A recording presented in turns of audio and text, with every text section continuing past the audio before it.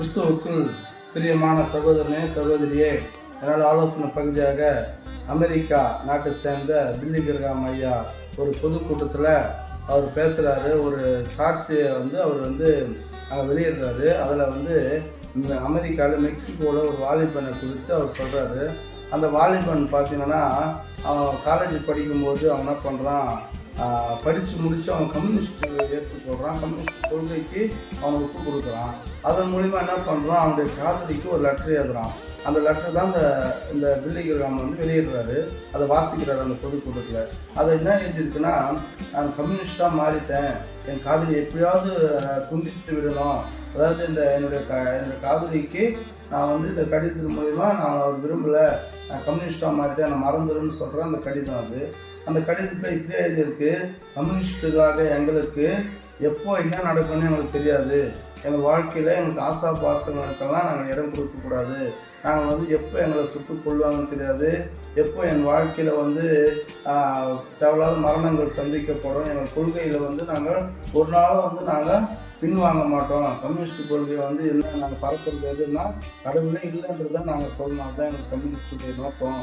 அதன் மூலிமா எங்களுக்கு சிறைச்சாலையில் அடைக்கப்படுவோம், சிறையிலே கொல்லப்படுவோம், சிறையிலே நம்ம உயிரை கொடுக்க வேண்டியதெல்லாம் இருக்கும். அதனால் நாங்கள் கம்யூனிஸ்ட் கொள்கையில் எந்த ஒரு காம்ப்ரமைஸும் நாங்கள் பண்ணிக்க மாட்டோம்.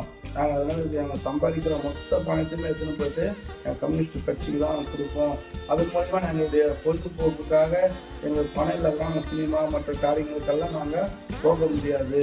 நாங்கள் வாழ்க்கை முழுவதுமே நாங்கள் கம்யூனிஸ்ட் கொள்கைக்கு மட்டும்தான் நாங்கள் முக்கியத்துவம் கொடுப்போம். அதன் மூலமாக என் வாழ்க்கையை நான் கம்யூனிஸ்டுக்காக அர்ப்பணிச்சுட்டேன், என்னை மறந்துடுன்ற ஒரு கடிதமாகுது. இதில் பார்த்தீங்கன்னா ஒரு உலகத்தரமான ஒரு கடவுள் இல்லை, ஒரு கம்யூனிஸ்ட் கொள்கைக்காக அவன் வாழ்க்கையில் எவ்வளோ பெரிய தியாகத்தை அந்த மனித வாலிபன் பண்ணியிருக்கான் பாருங்க. அவன் காதில் இழக்கிறான், அவன் வாழ்க்கையை இழக்கிறான், அவன் கடவுளே இல்லைன்னு சொல்லி அநேகருக்கு பரப்புறான். இன்றைக்கு நீங்கள் நானும் கூட அந்த இயேசு கிறிஸ்துவை ஏற்றுக்கொண்டிருக்கிறோம். அதில் பார்த்தீங்கன்னா அவனுக்கு ஒரு மறு வாழ்வுன்றது இல்லை.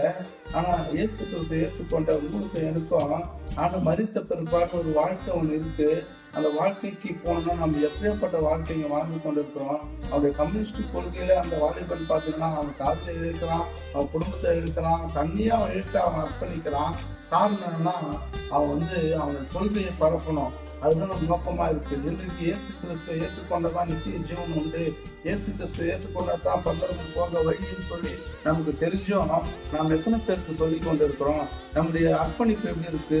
அந்த வாலிபன் பாருங்க, அவனுக்காக அந்த கொள்கைக்காக அவனையே அவன் தியாகம் பண்ண அவன் ஒப்பு கொடுத்தது போல இன்றைக்கு எவ்வளவு மனிதர்கள் இந்த பூமியில வாழ்ந்து கொண்டிருக்கிறாங்க, எவ்வளவு மனிதர்கள் பாவம் செய்து கொண்டிருக்கிறாங்க. இந்த பாவத்தின் மூலியமா நீ நரகத்துக்கு தான் போகணும்னு நமக்கு எல்லாருக்கும் தெரியும். ஆனா தெரிஞ்சு நாம் என்ன வைராக்கியமா இருக்கிறோம், என்ன தியாகம் பண்ணியிருக்கிறோம், அந்த மனிதர்களுக்காக நாம் திருப்படைந்து ஜெபிக்கிறோமா?